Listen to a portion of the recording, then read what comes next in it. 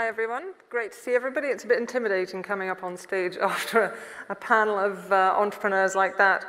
Anyway, I'm here to talk to you today about matches made in heaven or hell, and how can startups and large companies work together.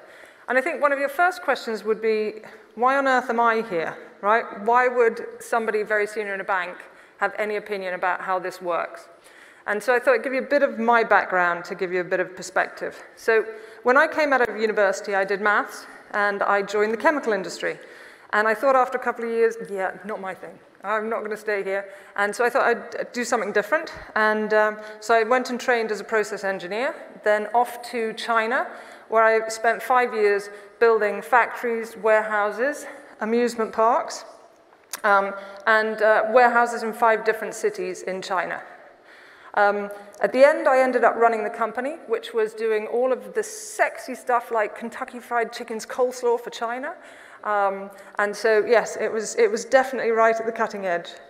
So then I packed everything up, moved back down to Hong Kong. I'm from Hong Kong. And I was sort of inducted into the internet industry. So I was asked to set up one of the top 5 internet consultancies in the world. It was a Swedish company called Icon Media Lab. And so I set it up here, and that was my sort of foray into the internet. I then had my first child, and then I set up 8 technology companies, mostly mobile, so from developer networks, SaaS platforms, and these were in the US, in Europe, and in China.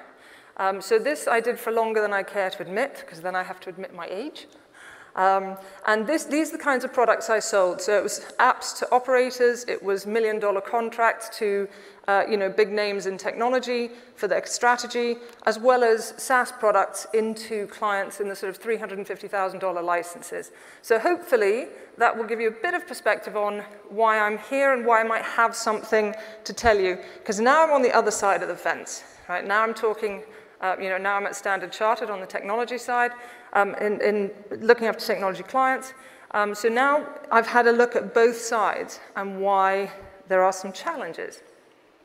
So then I joined, I did join another bank for a very short window, right? So what have I learned about this marriage? Now, who in here is a startup? Can you put a hand up? No? And then, well, the rest of you are probably thinking about startups one day, right? Leave your good, well-paid job and move into startup.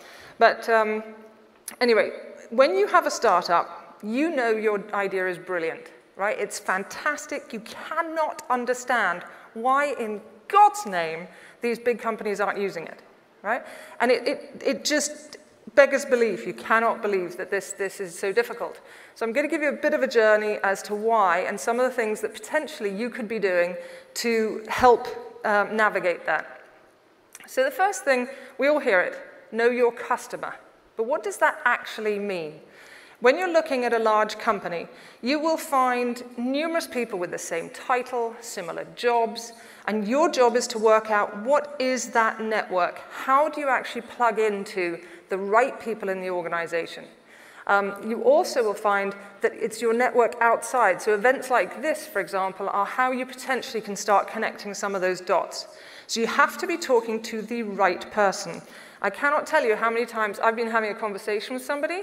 I thought I've done everything I need to do and they're ready to buy, and then you realize they have to talk to somebody else. And so you've been selling to completely the wrong person, and it's a huge waste of your time and your money. So one way you can get around this is to find a champion, somebody in the organization who can tell you, oh, well, actually, they're not this, that person is more powerful, or that person reports to there. So it gives you the sort of unofficial network that can really help you move your conversations forward. Now, this one should be pretty obvious, listen, but the number of presentations I've had from companies, they come in and they have talked at me for 35 minutes. They have no idea what it is that I actually need, where I'm feeling pain, and what problem I need solved. They have just, basically vomited their business all over my desk, and I have no idea how it fits. Now, if they know, I don't know if you've heard the story about the fax salesman. This dates me. But the guy goes in and he says, I've got this fax. It does this, it does that, it does the other. And the guy goes, okay. Second guy comes, he says, I've got a fax. It does this, it does that, it does the other. And then the third guy comes in, no fax. And he says, what do you need a fax to do? And he says, oh, I just need it to do this. Guy goes out, same fax machine, and says, this is what it does. Right? And that's the mindset you have to get into, is what is the problem you're solving? Now, this is painful to hear as a startup because this is your baby.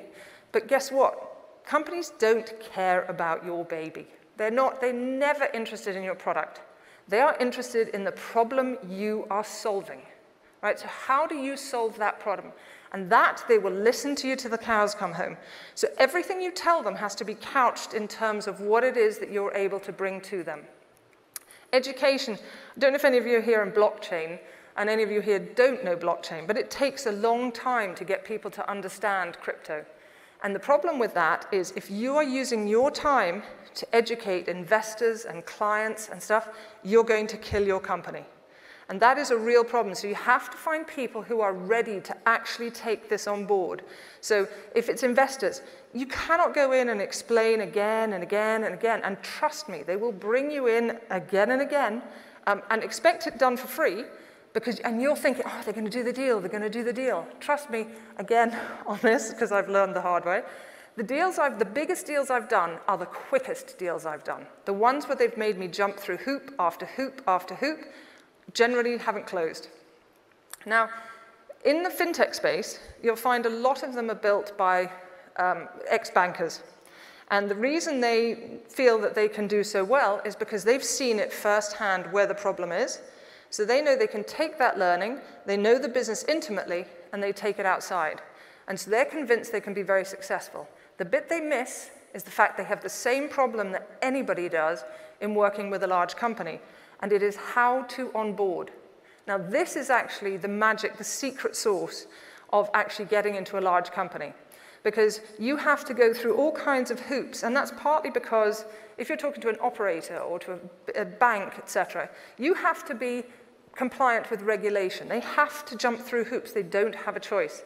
They're also sitting on legacy technology, which is very, very old, and it means they haven't got everything automated.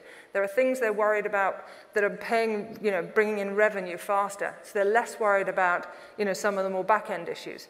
So that gives you an issue in how you onboard. So you have to work out how to onboard and how to do it quickly. And so when you start these conversations, it's important that you get on as fast as you can. And some of them will let you on board well before you're actually talking about a contract. Another question is, are you the aspirin or are you the vitamin?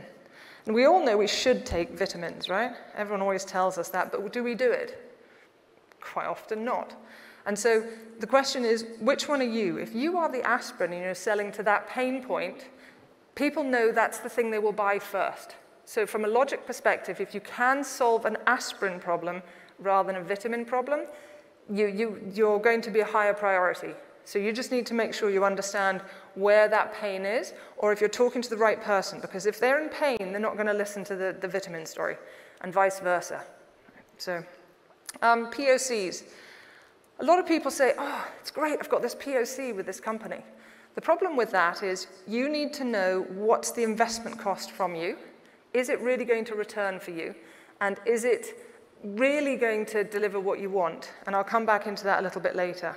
One of my colleagues, when I asked her, she used to have her own startup for 5 years, about what her input was. She mentioned the buyers are humans. She developed a product that actually saved a buyer millions of dollars because every time he went out on a weekly basis, the person doing the next job messed it up. And it was costing him millions. So when he came back, she showed him over 2 months, she could save him $20 million almost instantly by automating.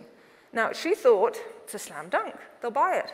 But of course, this person then had to admit that he'd been losing $20 million for the company. And of course, he's like, no, I can't do that. So again, he wouldn't buy the product. And this is just a little thing, online etiquette. If you're selling something, the duty is with you to actually make sure you know how you're selling and how you're setting things up. For example, on LinkedIn, I often get people sending me a request but no information as to why. They will often send me their Calendly, so I can set up a meeting with them, but they're trying to sell me something. So again, it's like, why are you giving me the job of the hard work when you want to meet with me, not the other way around? And so again, it's just making sure that you're making things as easy as possible for your client, or hopefully your client. The other one is know yourself, right? The number of people who don't know their value proposition, they don't understand what differentiates them, what makes them special, and why they should be here. You know, and this brings me to point 2 and point 3. Often you'll get a company coming in and say, I do X. And you're going, that's a pity, I need Y. Oh, well, we can do that too, right? You really have to know exactly what it is and get your value proposition in a way that the client can understand it. Because again, it comes back that education piece. If I don't understand what you do, I cannot buy from you. It has to be very clear so I know what I'm buying. Why? You have to ask yourself why you actually want to do some of these deals. Some of them are brutal, right? And why is it that you actually want to do this? Now, the next one is team. You heard before how important the team was, and also I thought they had made some great points about the complementary nature of team members and how you really have to have, you know, often you see companies where everybody is an X, whatever it was, right? They're all similar roles. And you cannot understand if you haven't been in different roles, different companies, so you're just slower than if you actually are really quite a diverse team. So that really matters. And your team can include your board. And you heard the earlier session. The board was critical in terms of adding value. So I think, again, you're asking yourself, what is it I need from my team? If it's, you know, startup advice, go to a startup founder, the people that were here, the people that, you know, that have been assembled in this room and in Singapore. You know, who else is going through something similar? Or who actually worked it out and can prevent that problem for you? And so, but again, you want big company people from, you know, they've got their expertise in a certain area, but you need the hustle from other people. So make sure you know what it is that you can really bring on. Cash. This, to me, is what killed one of my businesses, and it was excruciatingly painful in a number of others. Cash is, with a big company, if you're working with a large company, it will always take you longer than you think.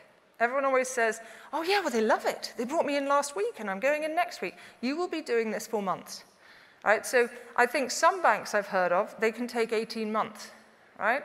Some large telcos, again, it's 18 months, 2 years. You have to have enough money or you have to have other ways of bringing money in the interim. The other thing is if you're a technology company, is anything that requires to go in, I mentioned the legacy company, I think the average age of technology in a Fortune 500 is 40 years. So they don't actually have the ability necessarily to integrate. So anything you're proposing that integrates into the back end is going to be much, much more painful. So working out a way that you can fake it to get through a POC is going to be really worth it. Vetting. Vetting can be, this is something that in Hong Kong in particular, I'm not sure what it's like in Singapore, people like to have proof points. So if you're able to do something like win a competition, you know, get a client, those all help. But again, you have to work out what's the risk reward. What is it worth to you to do this, and what's it going to cost you? Careful what you wish for. The HP, I remember, invested in a company, and they said it was like daily waterboarding sessions because the cultures were so different. And so you have to know, again, can you deliver this? Can you afford to deliver this? Is it really what you want, and how are you going to do it? The next one is the opportunity specifically, right? Again, it comes back to what is that opportunity worth to you, right? Is their brand really that powerful? Is the business that good? Is the money that good? We used to do it with 4 Fs. So fun, fame, fortune, and facility. How easy was it to do? And we would grade clients, and sometimes we'd be surprised at the result, and we'd actually get rid of clients because we thought it didn't make sense. What's it cost? Remember, the opportunity cost of doing some things will make it impossible to do the other. So just make sure you choose smart and don't get too dazzled by logos. Free. Never, I was given this advice by my boss in China, never give something away for free if you can help it, because people don't value free. Right? So if you offer to do a POC for free for somebody, you have no idea if they're committed or not. Do they really care? With a lot of companies, if you don't know what the objectives of your buyer is, you cannot therefore understand whether you're doing, I'll give you an example. In the innovation teams sometimes, they're measured on number of ideas. They're not measured on how they get the product, how many products they actually get into production. So therefore, you're wasting your time. They've hit their KPIs and they're quite happy, and you've done it at your cost. So think through how you can actually make that work. In some cases, what you could do is things like, I'll give it to you for free, but you pay for it now, but if we get the contract, we'll deduct it from the contract, right? But again, there is an investment from both sides, not just from yours. Sell something easy. I know we all want to sell the big thing, but it's very difficult to buy a big thing from a young company. It's much easier to buy something small and then start rolling that way. Plus you're onboarded, et cetera, and they're not going to lose their job for hiring you for a $10,000 project. If they've done a $5 million project and they could have used, an Accenture or something, you're going to put them in a very difficult position. On-prem integrated, that was again about the back-end technology. Next one is the POC enough? Can you prove your case from this POC alone? That they go, it's absolutely a slam dunk. And that's also down to your success metrics. Can you prove? So often you'll get people going, it increases engagement. What does that mean? By what? By when? With whom? Right? So be very specific so that they cannot turn around and say, you didn't get this POC. So again, it's know your customer, know yourself, and know the opportunity. So good luck to you all. Make the most of these kinds of things and surround yourself with other people who are fighting the fight with you or can help you get on to the next stage. And if you are interested in Standard Chartered, there is the bridge. Go to the bridge, and the team there would help look after you. Thanks.